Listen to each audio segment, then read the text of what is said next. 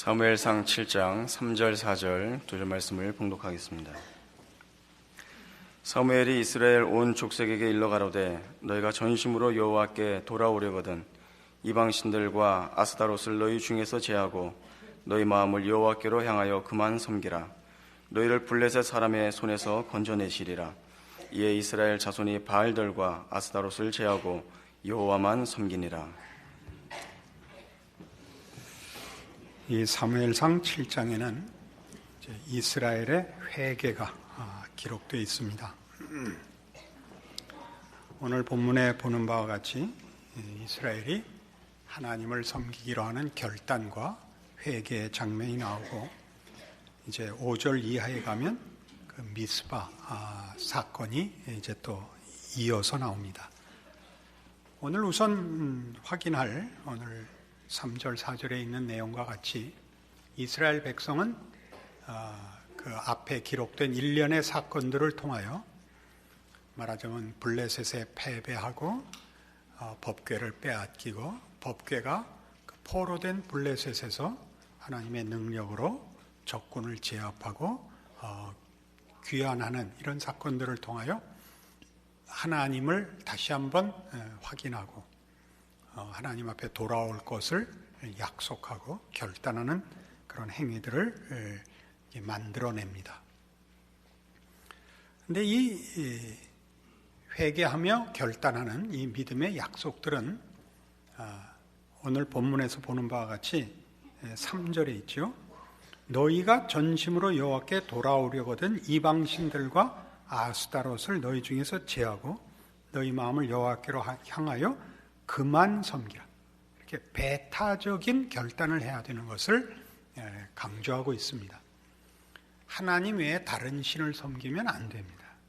그것은 이 표현들이 마치 많은 신들 중에서 경쟁적으로 또는 비교적으로 하나님을 선택하는 그런 식으로 비춰지지만, 성경이 강조하려는 것은 하나님과 짝할 신은 없다, 하나님 외에 다른 신은 없다라는 것을 이스라엘에게 가르치는 장면인 것을 볼 수 있습니다.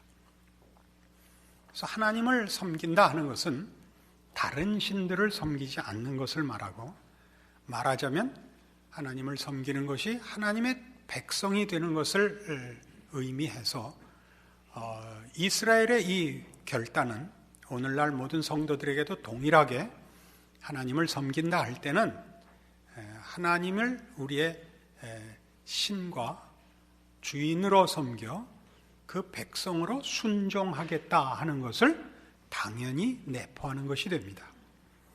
우리는 이것을 폭넓게 기독교 신앙의 핵심적인 내용인 복음에 대한 성경의 설명에서도 찾아볼 수 있습니다.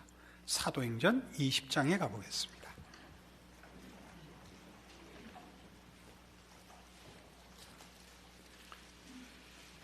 신약성경 224페이지 사도행전 20장 17절입니다. 바울이 밀레도에서 사람을 에베소로 보내어 교회 장로들을 청하니 오매 저희에게 말하되 아시아에 들어온 첫날부터 지금까지 내가 항상 너희 가운데서 어떻게 행한 것을 너희도 아는 바니 곧 모든 겸손과 눈물이며 유대인의 간계를 인하여 당한 시험을 참고 주를 섬긴 것과 유익한 것은 무엇이든지 공중 앞에서나 각 집에서나 꺼림이 없이 너희에게 전하여 가르치고 유대인과 헬라인들에게 하나님께 대한 회개와 우리 주 예수 그리스도께 대한 믿음을 증거한 것이라 라고 자신의 그 사역과 복음의 내용을 진술하고 있습니다. 21절에서 보는 바와 같이 복음에 대한 그의 설명은 하나님께 대한 회개이며 동일한 내용을 다른 면으로 얘기해서 평행법적으로 그리스도께 대한 믿음이라 이렇게 설명합니다. 둘은 같은 본질을 그 강조점을 달리해서 설명한 것입니다. 하나님께 대한 회개라는 것은 윤리적 도덕적 차원에서의 회개가 아니고 하나님과 우리와의 관계의 정상화를 말하는 것입니다. 하나님만이 온 인류의 온 영혼의 모든 영혼의 주인이십니다. 우리가 하나님을 외면하거나 거부하거나 무시하는 것이 죄입니다. 그러니까 회개란 이 하나님을 인정하고 그 하나님께서 지은 피조물과 그 사랑을 받는 자녀로서의 자리로 돌아오는 것을 회개라고 합니다. 그것이 예수 안에서 이루어졌기 때문에 그것을 다른 구원이라는 측면에서 강조하자면 예수를 믿는 믿음이라고 설명되는 것입니다. 다시 본문으로 와서 이 문제를 결합해 보면 다른 신을 섬겨서는 안 되고 하나님만 섬겨야 되는 이유는 우리의 신앙 고백이, 말하자면 우리의 회개와 결단이 하나님을 주인으로 모셔 그의 명령을 따라 살 것을 약속하는 것입니다. 우리가 하나님을 결단한다는 것은 많은 신 중에 하나님을 선택하는 그런 싸움이 아니고 하나님이 우리의 주인이 되게 하신다는, 순종하겠다는 결단인 것을 말하는 것입니다. 이 문제는 이스라엘 역사 내내 저들의 신앙에 있어서 언제나 그 실패의 본질적인 문제가 됩니다. 하나님을 섬기는 적을 중단하는 적은 없으나 이스라엘은 끊임없이 다른 우상들을 섬깁니다. 그것은 눈에 보이는 문제를 쉽게 해결하려는 세상적인 시험 앞에 또는 유혹 앞에 그들이 타협한 탓입니다. 그리고 이 문제로 인하여 이스라엘 역사는 내내 그 선지자들이 등장해서 저들의 우상 숭배와 하나님의 백성으로서 정당한 길에 서 있지 못한 것을 꾸중을 듣게 되고 정죄받고 그리고 심판까지 받곤 합니다. 그리고 그런 문제는 사실 어느 시대에나 기독교 신앙인들에게 늘 문제가 되는 가장 보편적이고 근본적인 신앙의 문제가 되곤 합니다. 오늘날에도 이 신약 시대를 사는 우리 성도들이 이 구약 성도들보다 나을 게 없습니다. 사실 생각해 보면 우리의 신앙생활은 하나님을 믿는 것도 아니고 안 믿는 것도 아닌 그런 어정쩡한 신앙생활을 하기 일쑤입니다. 우리는 하나님을 믿는다고 고백하고 몇 가지 그 명분에 있어서 분명히 신자입니다. 그러나 지금 성경이 얘기하는 바와 같은 하나님이 우리의 존재와 삶의 전 영역에서 주인이 되시는, 우리가 그의 자녀로서 순종하는 일들은 사실 우리들에게 현실적이지 않습니다. 이게 어떻게 된 문제냐, 이것이 갖는 문제가 뭐며 그걸 어떻게 해결해야 되느냐 하는 것이 오늘 우리가 생각해야 할 가장 중요한 싸움 중에 하나입니다. 마태복음 16장으로 가시면 예수님께서 제자들에게 이런 질문을 하신 적이 있습니다.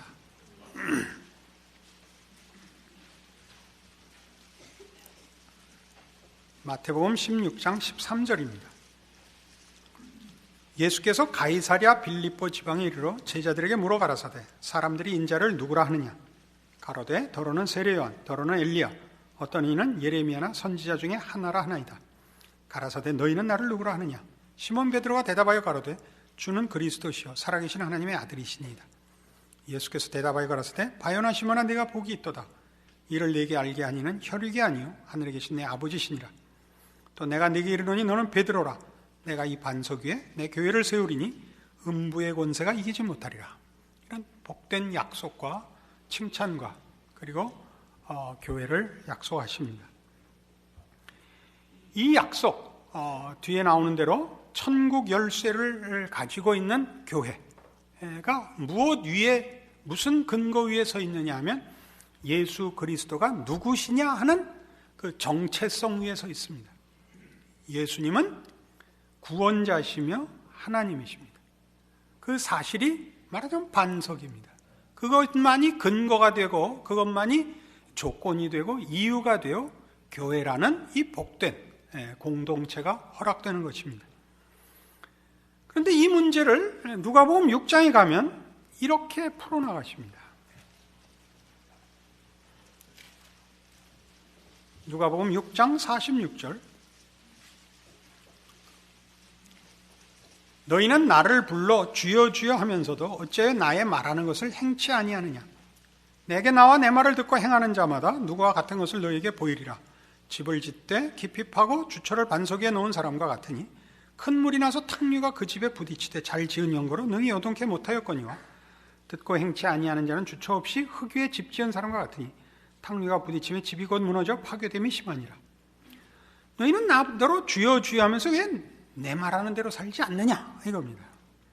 그리고 여러분 잘 아시는 반석 위에 지은 집과 모래 위에 지은 집, 마태복음 7장엔 모래 위에 지은 집으로 되어 있습니다. 그리고 오늘은 흙 위에 지은 집으로 되어 있는데, 이 두 집을 비교하면서 집을 짓되 깊이 파고 주처를 반석 위에 놓은 사람과 듣고 행치 아니하는 자는 주처 없이 흙 위에 집 지은 사람이라고 합니다.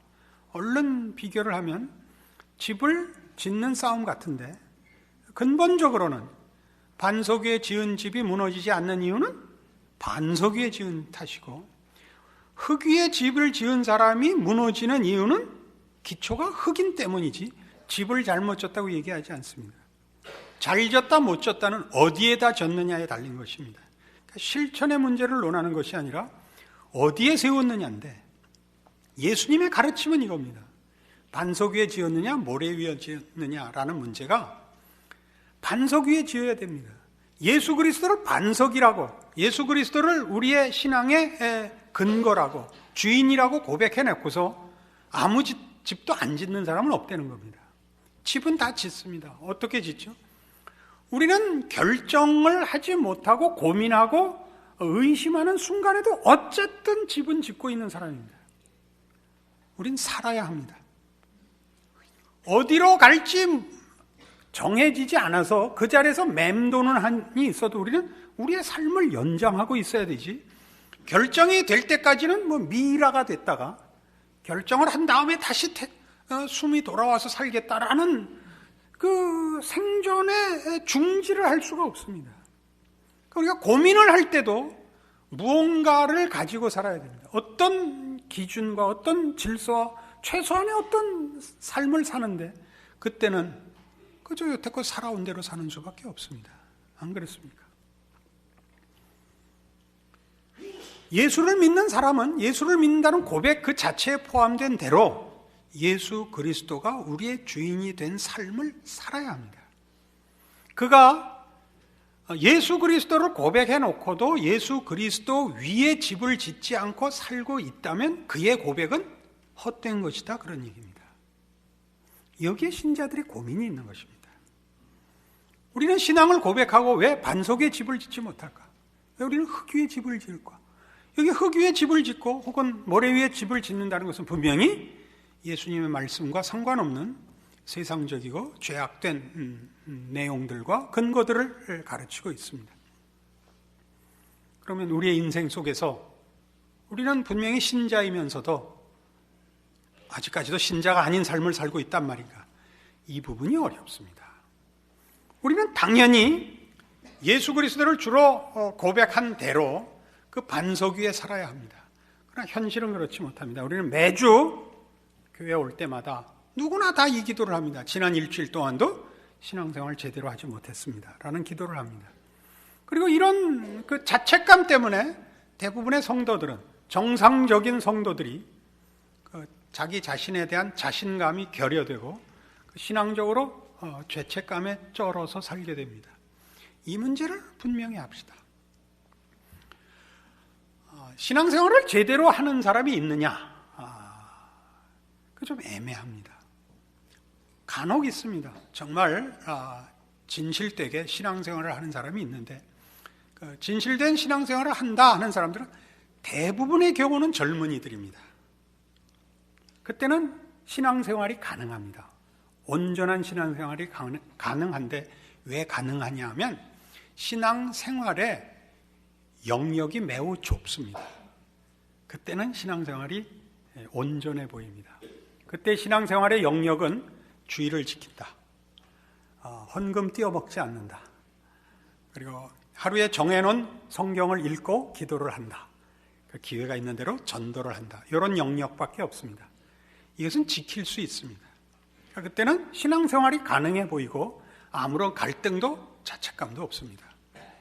그러나 신앙생활이라는 것은 이런 몇 가지 신앙적 명분과 형태로서 다 완성되는 것이 아니라, 신앙생활이란 하나님께서 온 천하 만물을 지으셔서 섭리하시고 심판자 되시는 유일한 주인이시기 때문에 내가 경험하는 삶의 전 영역뿐만 아니라 내가 모르는 온 역사와 우주 안에서 하나님이 통치자 되시는 것을 구현해내야 됩니다. 그러니까 내 삶에서 나라는 한 존재와 내가 부닥치는 모든 삶의 정황에서 하나님의 통치가 실현되는 자로, 그 통치에 순종하는 자로 살아야 합니다. 늘 얘기하지만 직장을 다닌다. 그럼 신앙생활이라는 것이 직장에 나가면 맨 처음 성경을 보고 기도를 한다. 그리고 믿는 사람들끼리 모여서 신회를 조직한다. 이런 것이 신앙생활이 아니고 그 회사에서 그 회사의 직원으로서 그 일과 상전을 주 안에서 하나님을 섬기듯이 신실하게 하는 것을 신앙생활이라고 합니다. 그러니까 진정한 신앙생활은 살아보면 삶의 모든 정황에서 이루어내야 되는 문제이기 때문에 결국 우리로서는 불가능하다라는 것이 현실입니다. 정상적인 신앙인이면 이렇게 됩니다. 그걸 다 한꺼번에 할 수가 없습니다. 어느 명분 있는 모임에서는 할 수가 있는데 삶의 모든 문제를 할 수는 없습니다. 언젠가 제가 그런 예를 들었는데요. 어떤 젊은 집사님이 제게 심각하게 상담을 해왔습니다. 같은 업종에 종사하는 같은 기업을 하시는 같은 종류의 기업을 하시는 분들의 친목회가 어디나 있는데 테니스를 하거나 축구를 하거나 골프를 치거나 하는 친목회들을 가집니다. 그 중에 아주 그 업계에서 소문이 난 아주 신앙 좋은 장로님이 한 분 계시대요. 같이 모이는. 뭐 평소에 그럴 수가 없는데 이상하게 테니스만 하면 인아웃을 우긴다 이겁니다. 목사님 그럴 수가 있습니까? 제가 신앙이 깊고 모든 걸 알잖아요. 그러니까 넉넉히 대답을 했죠. 속일 수 있지. 너무 놀란 거예요. 아니 목사님 그게 말이 됩니까? 이 사람아 생각을 해보게. 테니스는 이겨야겠고 실력이 모자라면 우기는 수밖에 무슨 재주가 있는가? 우리 교회 떠났어요. 뭐 농담을 하면 알아들으셔야지. 어느 것에서는 이겼다고 해서 신앙이 어느 것을 다 극복했다고 해서 모든 걸 극복할 만큼 인간이 그렇게 짧은 시간 내에 훌륭해지지 않습니다. 그런 법이 없습니다. 뭐는 잘 되는데 뭐는 안 되는 게 있습니다. 저라고 왜 그런 게 없겠어요? 저는 아마 다 거의 된 것 같은데도 어느 때 그냥 으악하고 놀래요. 도저히 못 참을 게 생겨서 아직 멀었구나를 확인합니다. 우리의 살아생전에는 영화가 이루어지지 않는다. 이것이 기독교 신앙입니다.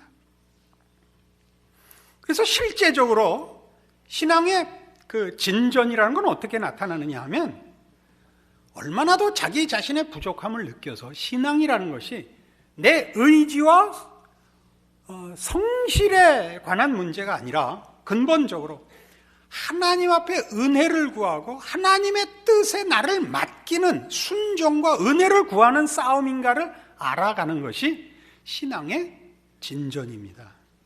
그러니까 대부분의 성도들이 체념하고 있는 것은 끊임없이 우리의 신앙을 할 수 있다고 생각하기 때문입니다. 그냥 잘라서 얘기를 하자면 할 수 없습니다. 그럼 신앙이 좋다는 게 뭔가? 내가 내 신앙을 완성시킬 수 없고 은혜를 구해서 내 성질을 죽이고 내가 못났다를 확인하는 것이 신앙의 진전인 것처럼 어느 누구도 정죄할 수 없고 용납해야 된다. 예수 그리스도의 은혜를 구해야 된다. 이게 신앙의 진전이요 고급한 경지입니다. 자랑하는 것은 신앙의 판정에 있어서 언제나 틀렸다를 확인하는 방법입니다. 그러나 우리는 자랑하고 싶은 겁니다. 스스로에게도 하나님 앞에도 그렇죠.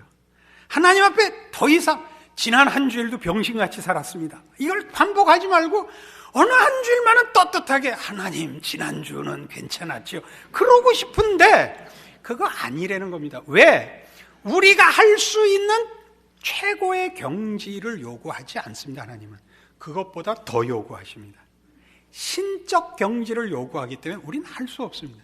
그러니까 그 내용을 우리는 은혜로 구해야만 하는 겁니다. 언제나 하나님, 다른 사람이 볼 땐 저를 훌륭하다 그러지만 저는 아닌 걸 압니다. 이거죠. 왜 아니야 하면 하나님이 우리 보고 구구단 외워라 그렇게 얘기한 거 아닙니다.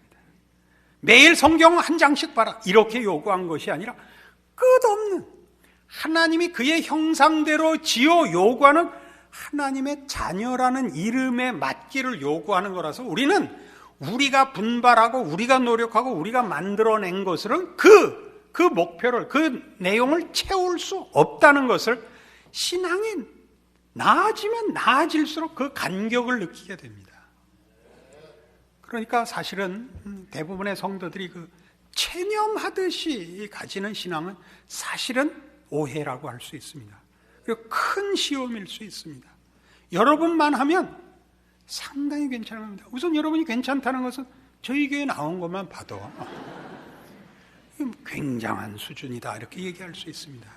와서 아멘 와서 뭘 확인했냐면 우리가 무슨 잘난 얘기하자는 거 아니고 우리가 얼마나 많이 은혜를 필요로 하는가. 은혜를 필요로 한다는 건 우리의 못남을 얘기하는 정도가 아니라 하나님의 우리를 향하신 목표와 만족의 그 내용이 얼마나 큰가를 확인한 것이거든요. 그니 사실 감사한 일이죠. 우리는 그런 일이라면 아무리 못나도 좋습니다. 안 그렇습니까?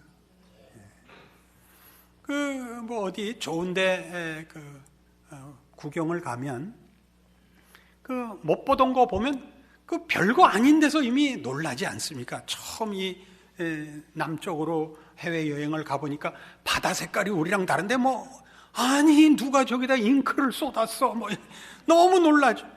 그러면 거기 살던 사람 뭐라 그래? 저건 아무것도 아니야. 그러죠. 그리고 정말 기가 막혀서 기절할 만한 데를 보여줍니다.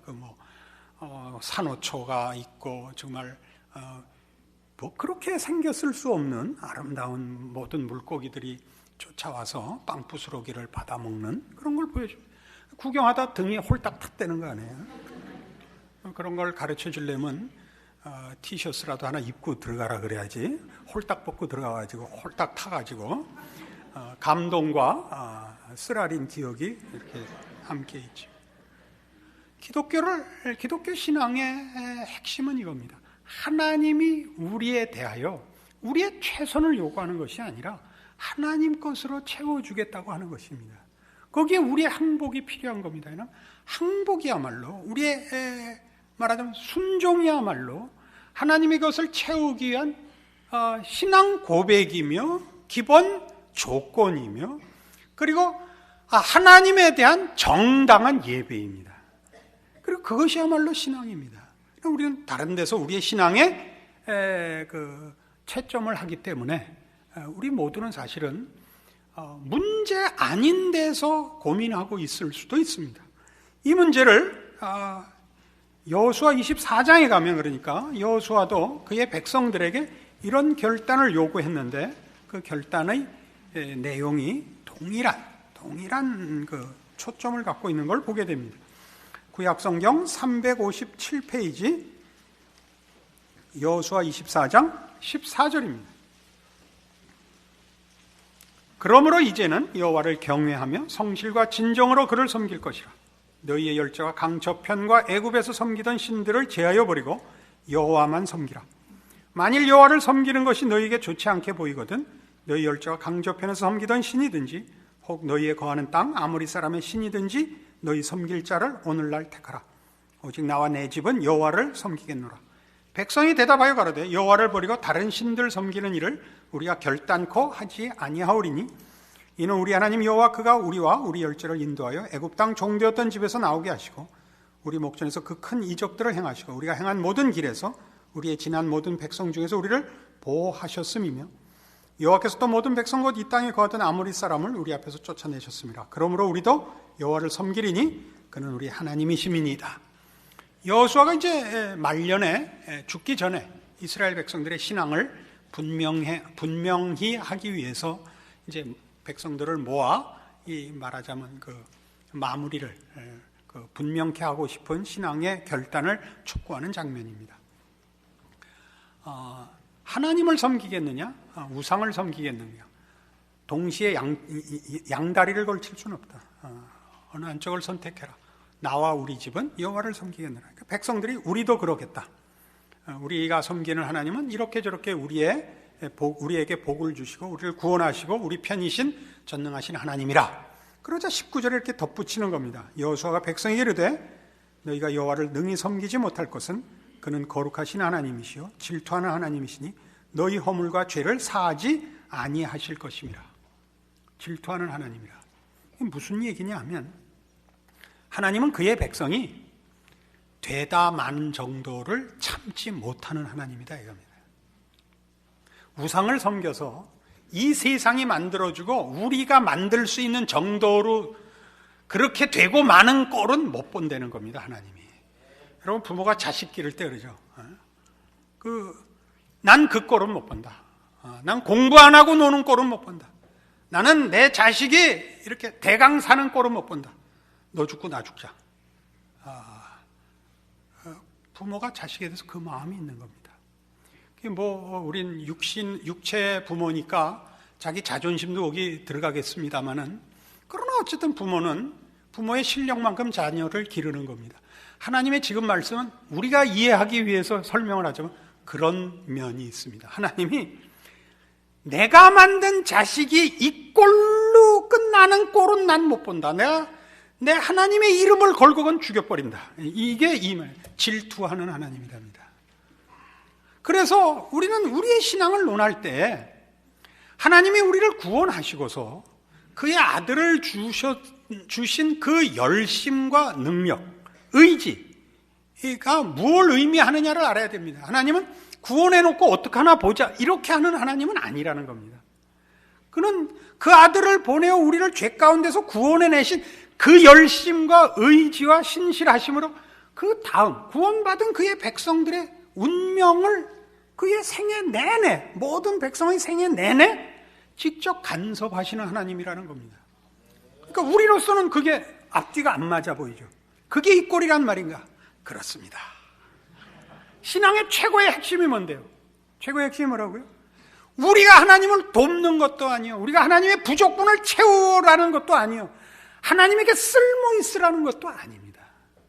하나님의 필요성과 우리의 한계를 확인하고 우리가 만드는 우리가 되지 말고 하나님이 만드시려는 우리가 되기 위한 싸움과 항복과 발전을 우리 생애에 하고 계시다는 겁니다. 그래서 나이가 필요합니다. 나이가 들면 알게 됩니다. 뭘 알죠? 세상이 그거면 다 된다고 했던 거 뭐 있습니까? 무슨 파로돈 탁스 치약을 쓰면 이빨이 건강해진다. 그래서 영원 무궁토록 이빨이 건강하고 코끼리 상아같이 나온 사람을 봤습니까? 잠시씩 효과가 있죠. 잠시. 건강한 게 최고라고요? 건강해도 죽고 골골해도 죽습니다. 그건 다 영혼의 문제를 푸는 것들이 아닙니다. 우리는 마치 그게 전부인 것 같이 이빨 아프면 이빨 낳게 해달라고, 애 시험 보면 학교 들어가게 해달라고, 물론 다 필요한 일들입니다. 그걸 과소평가하자는 것이 아니라 그것이 뭘 대신하고 있나 보십시오. 영원과 영광과 진정한 승리를 대신하고 있죠. 거기에 쫓아다니다가 아무 훈련이 못 되는 거죠. 하나님의 자녀로서 어떻게 살아야 되는지를 적극적으로 훌륭하게 살라는 얘기를 하자는 게 아니라 아무 훈련이 안 된다니까요. 이 늙고 죽고 하는 것 때문에 이제 배우죠. 나이 들면 다 배워요. 건강 같은 소리 하고 있네. 이쁜 거 좋아하네. 공부 잘했다고 그래. 잘 먹고 잘 살아라. 이런 게 다 무슨 낙심하고 무슨 허망하다 그런 얘기를 하자는 게 아닙니다. 답은 어디에만 있습니까? 하나님 안에만 있습니다. 나이가 들면 그거 배우는 겁니다. 옛날 포스터 작곡 중에 있죠. 켄터키의 집. 잘 쉬어라 쉬어. 마루를 구르며 노는 어린 것. 세상을 모르고 노는구나. 잘 놀아라. 너희 12살만 되면 이제 목화밭에 나가야 된다. 그죠?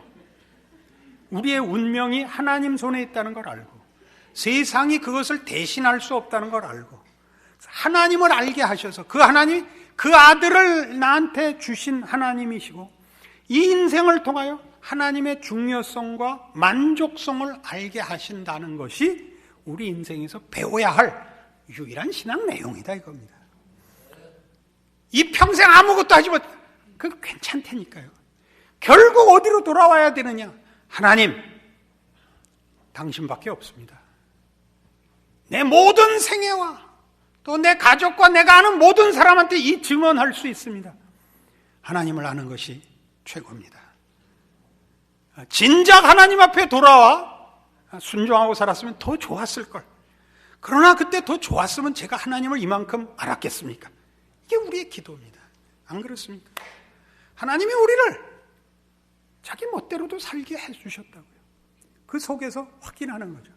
무한하신 사랑과 기다려주심과 그래서 얻어낸 행복. 우리는 강요되지 않았습니다. 힘으로 굴복해서 이 신앙 고백을 하지 않습니다. 그죠? 이제 확인합니다. 하나님은 우리의 구원이시오, 방패시오, 상급이시오, 우리의 영광이요, 승리요, 소망이요, 자랑입니다. 이게 우리가 만들어낸, 우리 안에서 확인한 우리의 신앙 고백입니다. 그래서 깊은 생각을 하세요. 깊은 생각을. 신앙이 뭐냐? 하나님이 우리 인생 속에서 뭘 만들어냈는가를 보세요. 뭘 만들어냈는가? 여러분, 하나님이 우리 인생에 그 아들을 주시는 사랑과 능력과 열심을 가지고 우리 신자들의 인생을 실패케 할 수 있다고 믿을 수 있습니까? 그럴 수 없습니다. 그럴 수 없습니다. 그럼 우리가 실패했다고 느끼는 거죠. 실제로 만들어져야 하는 것이 무엇인지를 모르니까 쓸모가 있었어야 됐다라고 생각을 하는 겁니다. 쓸모가 있어야 됐다. 그리고 윤리 도덕적으로 할 말이 있었으면 좋겠다는데 우리 다 아는 바와 같이 실패 속에서 더 많이 큽니다. 하나 두 개 잘하면 그 잘못하는 줄 모르고 큰 소리만 치게 됩니다. 그런 차원에서 하나님이 우리 인생 속에서 만들어 가시고 자신을 주신 우리의 신앙 고백의 내용들은 참 귀하고 참 감사한 것입니다. 여러분들의 삶과 신자된 존재를 말씀 안에서 확보하시는 오늘의 증거이기를 바랍니다. 기도하십시다. 하나님 아버지 은혜를 감사합니다. 하나님이 우리의 하나님이시며 우리를 그 자녀로 부르시고 그 아들을 주신 아버지십니다. 무엇을 더 물어볼 필요가 있으며 걱정할 필요가 있겠습니까? 성경에 밝히 말한 대로 그 아들을 아끼지 아니하시고 주시니가 어찌 그 아들과 함께 모든 것을 좋은 것으로 주시지 않겠느냐? 아멘입니다. 이제 우리의 지금까지 온 자리를 돌아보고 그래서 무엇이 만들어졌는가? 우리의 신앙 고백이 어떻게 깊어지고 넓어지고 영그러졌는가 돌아보아 하나님의 선하신 인도하심 앞에 저 다윗의 고백처럼 여호와는 나의 목자시니 내게 부족함이 없으리로다 찬송하며 우리의 확인된 신앙과 감사를 순종으로 우리가 서 있는 것과 사는 삶에서 하나님의 자녀로 사는 충성을 약속하는 이 말씀 되게 하여 주시옵소서. 지금은 우리 주 예수 그리스도의 은혜와 하나님 아버지의 극진하신 사랑과 성령님의 교통하심이 하늘 하나님을 아버지라 부르고 사는 신자의 인생과 운명과 존재의 기가 막힌 은혜를 감사함으로 확인하고 충성을 약속하고 돌아가는 심령들 위 영원토록 함께 있을지어다. 아멘.